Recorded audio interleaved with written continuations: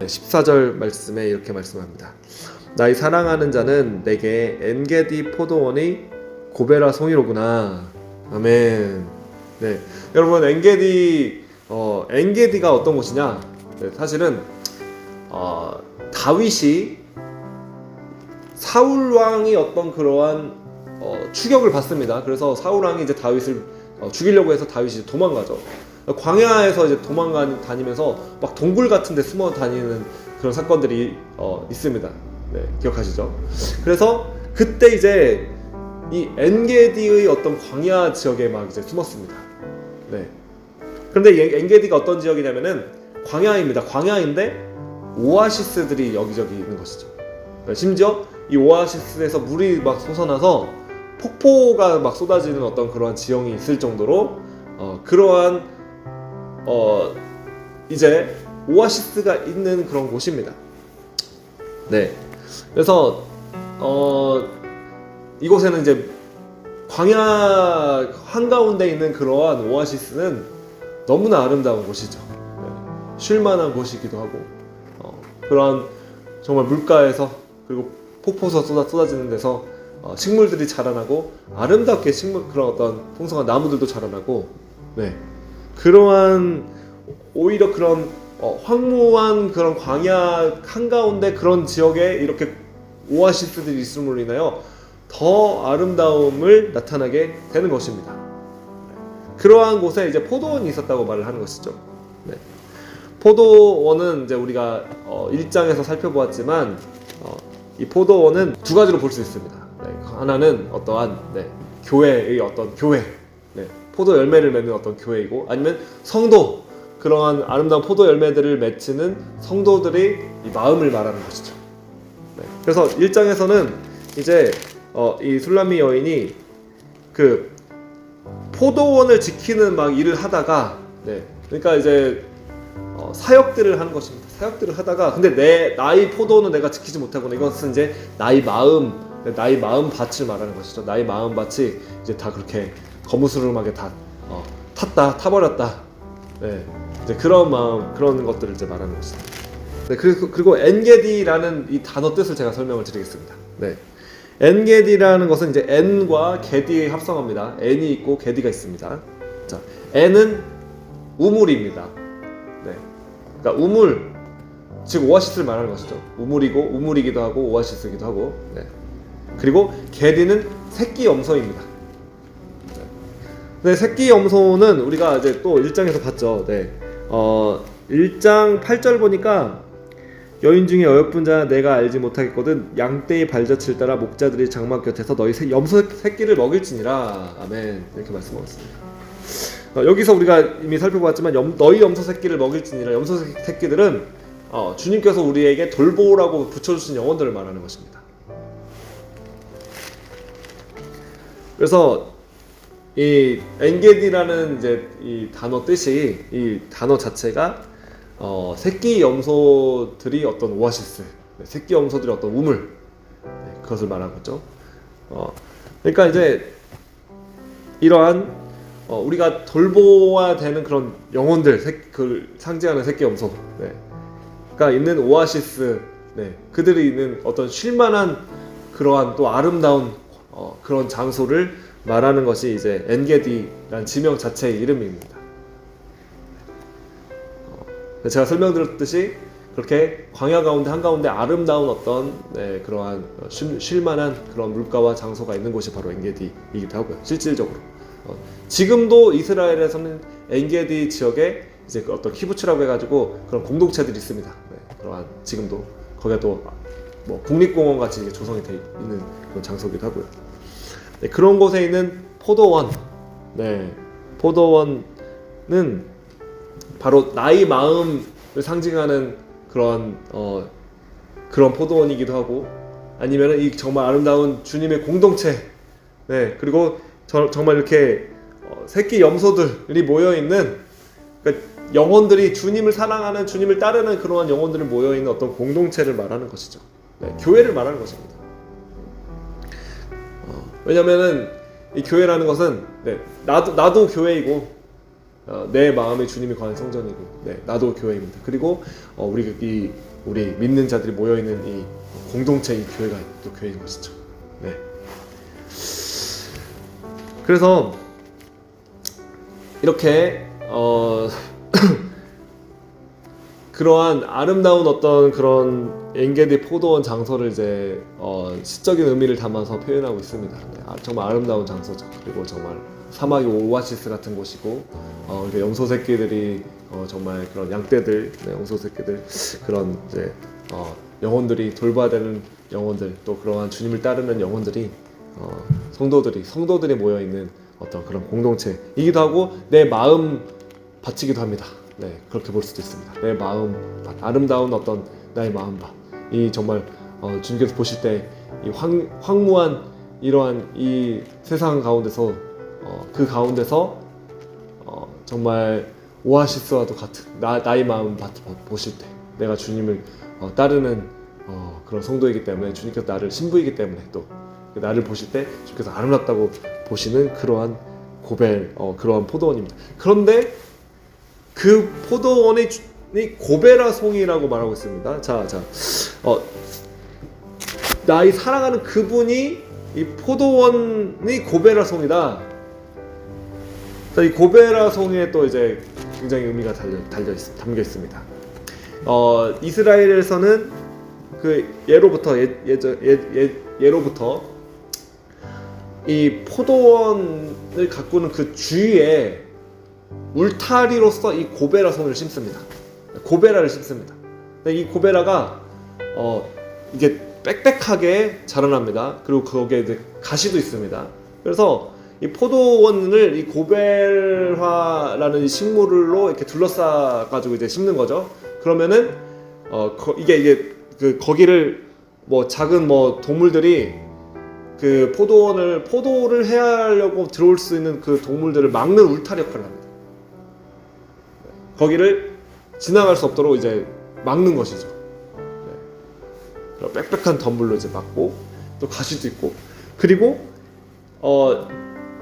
그 꽃이 피는 시기가 되면은 정말 아름다운 그러한 이 꽃이 맺히게 되는데, 꽃이 활짝 피게 되는데, 그 꽃은, 고베라 꽃은 신부의 부케로 사용했던 꽃입니다. 또 아름다운 꽃이죠. 네. 또 신부를 위한 꽃이기도 하고, 부케로 사용되기도 하고, 그리고 이 포도원을 울타리로 해서 보호하고 지키는 역할을 하는 것이 바로 이 고벨화였습니다. 바로 주님께서는 먼저 우리 마음을 이 광야의 황무지 같은 이 세상에서 수많은 주님을 따르지 않고 믿지 않는 그러한 사람들 가운데서 우리가 주님을 따르고 주님을 사랑하고 주님이 신부가 돼서 주님을 사랑하는 우리의 영혼을, 우리 마음을 주님께서 울타리가 되어가지고 지켜주신다는 것입니다. 뿐만 아니라 공동체로 보자면 이 교회를, 오늘날에도 이 교회를 주님께서는 울타리가 되셔서 그런 이 교회를 해하려는 정말 외부의 원수들의 공격으로부터 접근하지 못하도록 막아주시는 역할을 해주시고 우리를 지켜주신다는 것입니다. 그분께서 졸지도 아니하시고 주무시지도 아니하시고 우리를 눈동자같이 지키시고 보호해 주시는 바로 주님이시는 것입니다. 할렐루야. 뿐만 아니라 그분은 우리가 정말 신부의 부케가 되는 어떤 그러한 아름다운 꽃과 같은 것입니다. 그래서 이 신부가 이 성경에서 바로 그 주님이 그 아름다운 꽃입니다. 결혼식 날이 부케와도 같은 그러한 꽃, 그러한 아름다우신 주님, 그 주님을 지금 찬양하고 있는 것입니다.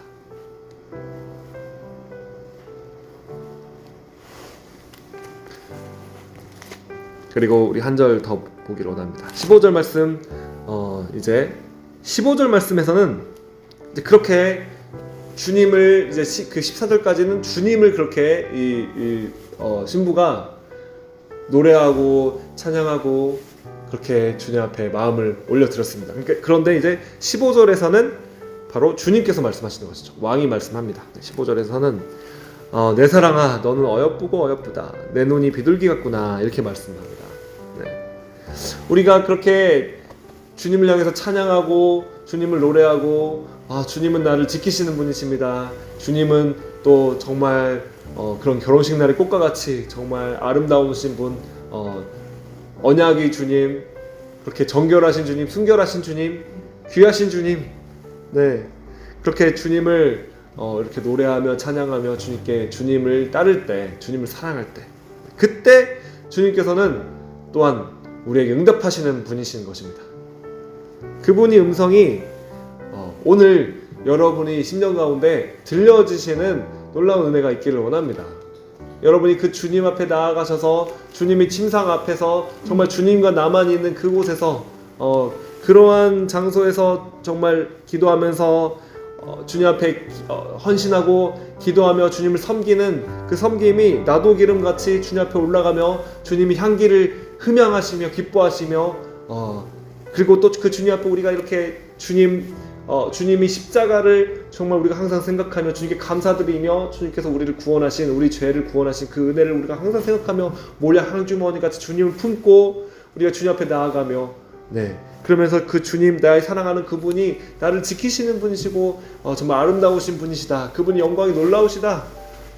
그 주님을 우리가 생각하며 기억하며 찬양할 때 주님 앞에 예배하며 경배할 때 그 주님께서 우리에게 오셔서 말씀하시는 분이신 것입니다. 친밀함 가운데 주님께서는 우리에게 따뜻한 사랑의 말씀으로 우리에게 이렇게 말씀을 해 주십니다. 할렐루야. 그래서 이 음성을 들을 때 우리 마음이 얼마나 기쁘게 될지, 여러분 우리 마음이 주님의 음성을 들을 때 살아나며 주님의 음성을 들을 때 우리가 기쁨을 회복하게 되는 것입니다. 그 주님의 말씀은 내 사랑아 이렇게 말씀해 주시는 것입니다. 신랑 되신 그 예수 그리스도께서 신부된 교회를 향해서 여러분을 향해서 내 사랑아 라고 말씀하고 계십니다. 여러분 이 교회는 그리고 여러분은 바로 주님의 사랑의 대상입니다.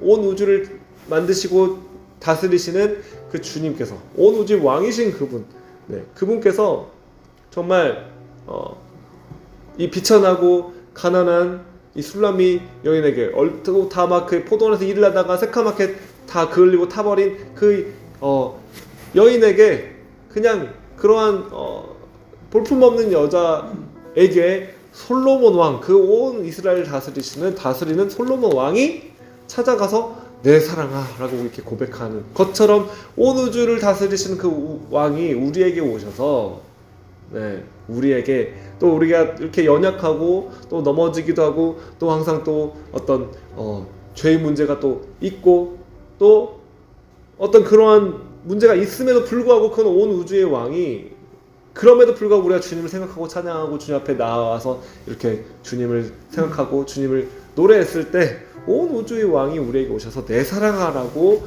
말씀해 주시는 것입니다. 여러분 이 사랑의 음성을 여러분 들으시기 바랍니다.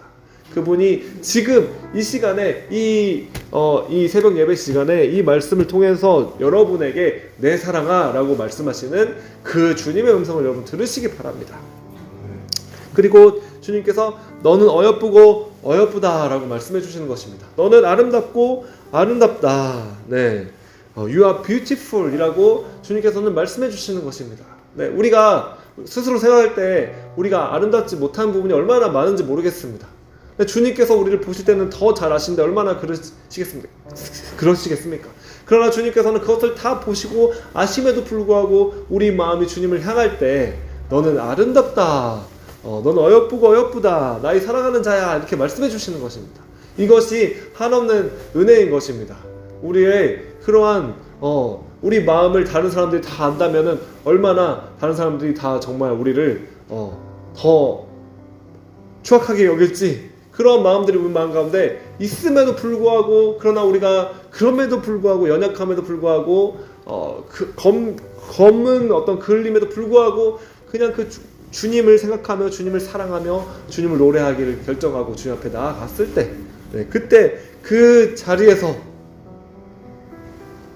주님께서는 우리에게 나의 사랑하는 자야 너는 어여쁘고 어여쁘다 라고 말씀해 주시는 것입니다. 그리고 주님께서 내 눈이 비둘기 같구나 이렇게 말씀해 주십니다. 비둘기는 성경에서 순결함과 정결함을 상징합니다. 그리고 또한 실제로 이 비둘기는 한 번에 어떠한 한 곳만 이제 바라보는 어떤 그런 비둘기, 내 눈이 비둘기 같구나 말하는 것입니다. 그러니까 비둘기는 어떠한 초점을 가지고 어떤 포커스를 가지고 그 대상을 바라보는 것이죠. 바로 그렇게 우리가 순결함과 정결함으로 다른 곳에 눈을 돌리지 않고 그 주님만을 우리가 바라본다고 주님께서는 인정해 주시고 말씀해 주시는 것입니다. 우리가 세상을 기웃거리지 않고 세상에 눈을 돌리지 않고 그 주님만 바라보고 있구나 라고 주님께서는 말씀해 주시는 것입니다. 그래서 주님의 사랑이 오늘 우리에게 깊이 임하게 되는 놀라운 은혜가 있기를 예수님의 이름으로 축복합니다.